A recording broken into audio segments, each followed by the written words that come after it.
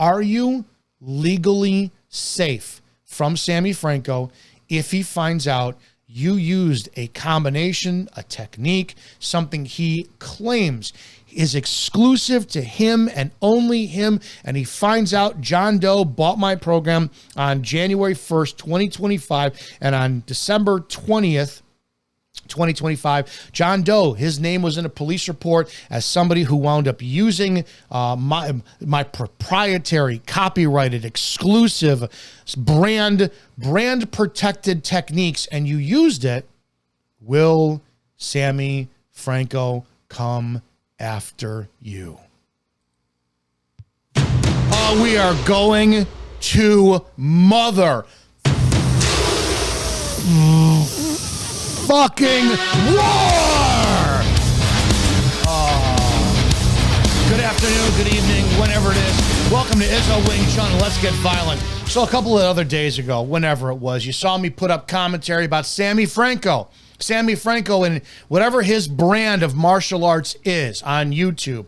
And I did commentary on it. And I am going to talk about it because I can. Legally, I could talk about it. I agreed with Sammy Franco of contemporary martial arts on his viewpoints for Wing Chun. And I put up that, man, the man is literally teaching Wing Chun in his program. So it is what it is. Now, here's the deal. A lot of us get territorial when it comes to our programs and whatnot. I've said it. I remember when, Phil kicked me out of his class. Next thing you know, I get this cease and desist letter. And I'm like, how do you copyright a punch? How do you do it? I don't know. And this information I'm going to put out for many of you is, and I'll do a tutorial later on, what happens if you get a copyright claim to your channel. Because Sammy issued 2 copyright claims on my channel. One is already gone. And I'm going to talk about the legal. I'm going to go over lawfully, legally, all this on how Sammy is continuing his fight's passionate for him. I mean, great, dude. It's your business, livelihood. I respect what you're trying to do. But in the end of the day, he is still teaching Wing Chun. Now, here's the deal. I want to get this out of the way first because we have some legal disclaimers to make. Let's take a look at this together. This is from his own post, publicly posted on his YouTube channel. So it is lawful for me to post this. Sammy Franco, 2 months ago. This is apparently, now I have to assume this, simply because Thomas Marks posted. I have no proof of this whatsoever, so I'm not making any legal claims. Apparently, Thomas Marks from the original JKD channel here on YouTube claims that Sammy Franco issued a copyright strike on his channel and had this video removed.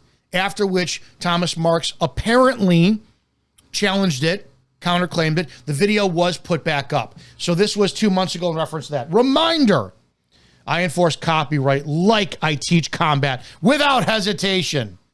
I mean, apparently your copyright didn't work on Thomas Marks, so I don't know what your combat is going to do. Every so often, somebody thinks it's safe to rip portions of my videos and drop them into their own content. Here's the reality. It's not safe. One channel learned this the hard way. Their video was taken down for copyright infringement. That's 1 strike, and everybody knows on YouTube, 3 strikes means your channel is gone for good. If you're here to critique, then critique. But if you think you could take my branded segments of my copyrighted work and republish them as filler, you're only setting yourself up for the same result. My legal counsel and I are actively enforce copyright and pursue DCMA takedowns when necessary. Play stupid games, win stupid prizes. Thank you for your attention on this matter. Awesome. So for those who don't know, you're trying to catch up to speed. On 2 of my videos, Sammy Franco issued copyright strikes for DCMA. 1 has already been removed because I contested it. After contesting it, Samuel Franco moved it to the stages of copyright infringement further on another claim. Let's look at that together. Now, here's the deal. You guys need to determine as the consumer of anybody who's on YouTube, whether or not you should continue to support somebody, right? If you've been following me for years and you find out that I've been stealing, I've been taking credit for other people's work, infringing on their work, you need to stop following me. It needs, period. But what I want to do is I want to put up the exact accusations made against me. And I'm doing this for a specific reason. Number 1, I want you to know if you ever run into somebody else who does this to you, I want you to know what your legal recourses are. Number 2, I want you to see the process that I'm going through to contest Mr. Franco. And number 3, I'm simply, for the sake of my professional opinion as a retired cop, defensive tactics expert, Wing Chun expert, wrestling and grappling expert, and all that. I'm just putting my opinions out there so that you can make an informed decision about whether or not consuming his and or my material is of value. Let's take a look at this. This is the accusations that was made on me, where it took place online, YouTube live stream, and subsequent public posting on the respondent is me, Dominick Izzo, channel Izzo Wing Chun. The infringing video remained publicly inaccessible on YouTube from November 8th on 2025 till November 21st, 2025. Describe the infringement. Now, some of you remember the video live streamed. The video will be put up back on YouTube, most likely after this is done. You can look again and you can match. Does what the actions that I've done, apparently in the video, do they align with the accusations? I don't know. You need to take a look at that and you need to make up your own mind. Describe the infringement. The respondent, again, me, publicly displayed, publicly performed, and distributed copies of my copyrighted commercial instructional program, Widowmaker program, without my permission. On November 8th, 2025, the respondent live streamed a YouTube broadcast in which he played a substantial portions of my Widowmaker program in full screen mode while providing commentary. The infringing segment includes the portion of my program appearing in my YouTube video titled Real Wing Chun Fight Failure from the timestamp 54:49 to 56:07. Now I want to look at something. The literal words that are put in this documented legal form are he, meaning me, Izzo, played substantial portions of my Widowmaker program. Now, I want to get the math for all of us because I want to be exact on this. I want to look at 56:07 minus 54:49 comes out to 1 minute and 18 seconds. So my question to you, simply put, the consumer, if you are currently purchasing, now I'm asking this question. I'm not making a statement. I am not making any assertions. I'm asking you, if you are someone who purchased or plans on purchasing Mr. Franco's Widowmaker program, and I'm alleged to post substantial portions of the aforementioned Widowmaker program, and I posted allegedly 1 minute and 18 seconds worth of footage, does whatever you're planning on paying or anything that you have paid for the Widowmaker program by Sammy Franco, is that of value considering the fact that a substantial amount is alleged to be 1 minute and 18 seconds? Just asking. Let's keep moving on. During his broadcast, he did not transform, alter, or replace the copyrighted work. Instead, he reproduced my original footage in full screen display while his own camera feed appeared as only a small inset. His stream presented my copyrighted content to his audience as part of his broadcast, which constitutes his unauthorized public distribution. YouTube removed his live stream on November 21st, 2025, following my DMCA notice. After YouTube removed the video, the respondent then uploaded the same infringed segment to his Facebook page, again reproducing and publicly displaying my protected footage without my permission. This demonstrates repeated and ongoing unauthorized use of my copyrighted work. And yes, on YouTube as well, he issued the same copyright claim. Those are also being contested currently. Now, we have to go to the damages part for a second because you know what? Lawfully, all this is put on paper. And remember, these are my opinions. These are my opinions. It's all it is. You need to make up your own mind whether or not that you're a consumer of my stuff. If you want to stop following me, fuck you, Izzo, or Sammy Franco, whatever. Now, this is not ad hominem. In my personal, professional opinion, and if I'm discredited later, fucking so be it, Sammy Franco is misleading, lying in a legal document. That is my opinion. That is that. And this is my counter why, and I'm simply putting this up there for a point.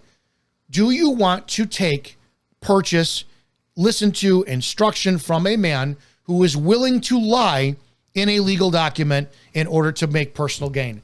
Is that somebody who has integrity as a teacher? I don't know. I don't know if he is. I'm putting this up. This will stay up. If and when the YouTube video is put back up online, you will see, does it match what Izzo said or does it match what Frankie said, or Franco said? The respondent's unauthorized. Now remember, respondent is me. The respondent's unauthorized live stream of my commercial Widowmaker program caused direct economic, reputational, and market harm during the live stream. He repeatedly stating that my proprietary Widowmaker methods were nothing unique and that they were identical to his own brand and that there was nothing original or distinctive about my program. These statements were made while he publicly displayed and commented on copyrighted footage that is only available through paid commercial purchase. So a couple different things you, the consumer, need to see. When the video gets back up, am I quoted as saying nothing unique? I don't know if I said that. I don't recall.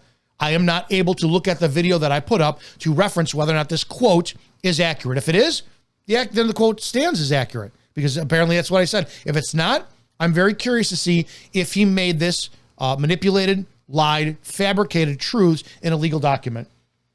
Made claims that I said that they, meaning his proprietary Widowmaker methods, were identical to his own brand. Now, that's not a quote. I don't ever recall making that statement. You have to determine that later on, and that there was nothing original or distinctive about my program. Again, you make that determination later on. This is the part I'm curious about. Now, what I did do is I did what everybody else who lawfully, legally, and is authorized on YouTube to do. We take videos on YouTube, we critique them, making them our own, right? So we significantly transform the videos in order to use commentary. So any footage that Sammy Franco claims I used was taken directly from his public Facebook page, YouTube channel, public YouTube channel.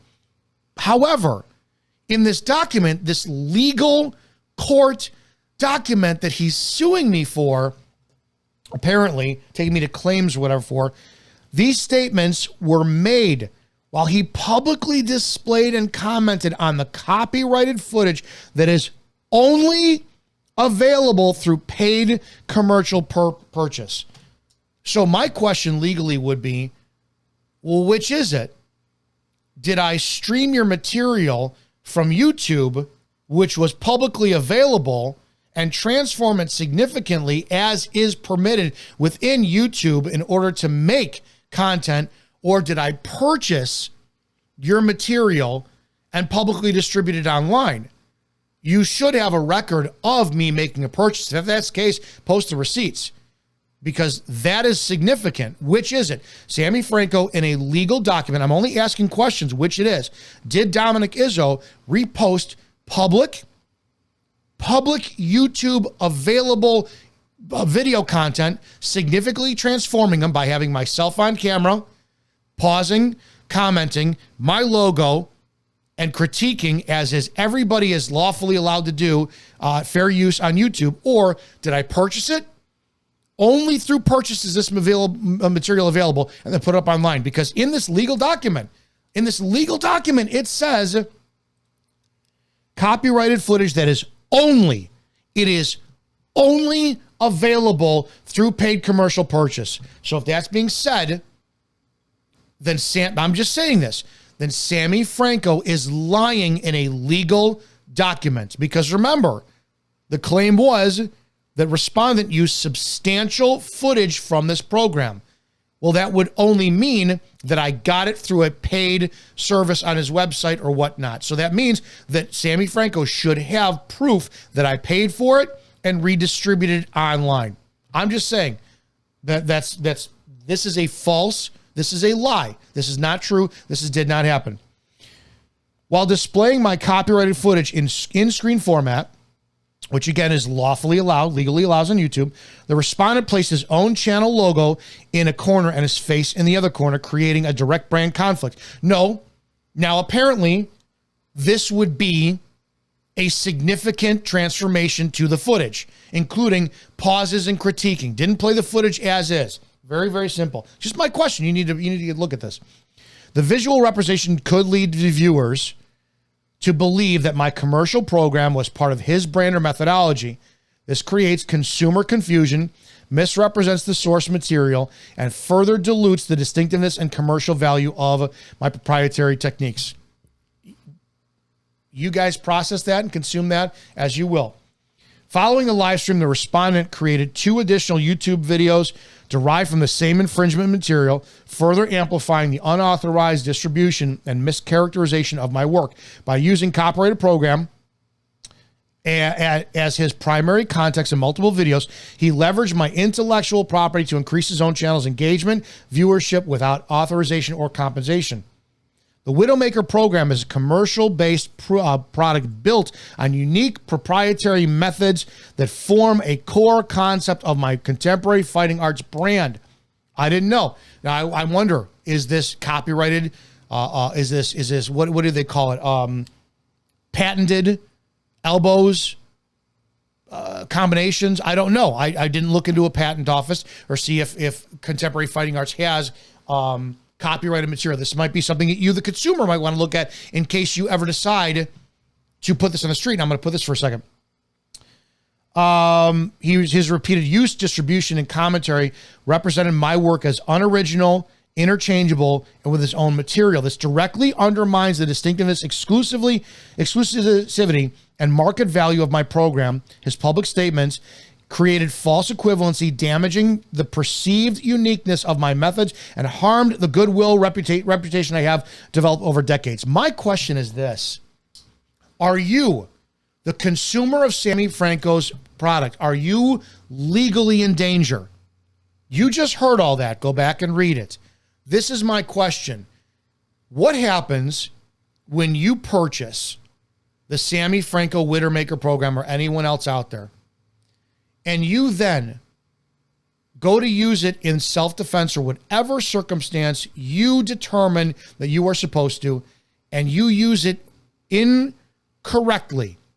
Because according to this legal document, Sammy Franco just showed you that he has an exclusive, copywritten system in place that if you learn from and you use, and it is not done correctly, will Sammy Franco sue you if he sees your name in a police report and you used his system to defend yourself? Furthermore, can you sue Sammy Franco if you have consumed his content, been a student of his,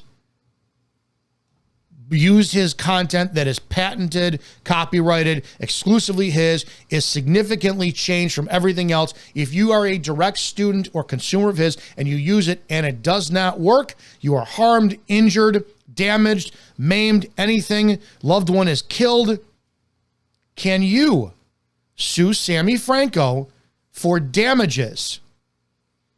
These are things that I think the public needs to know about if he is making these claims of how serious his brand is. Let's continue.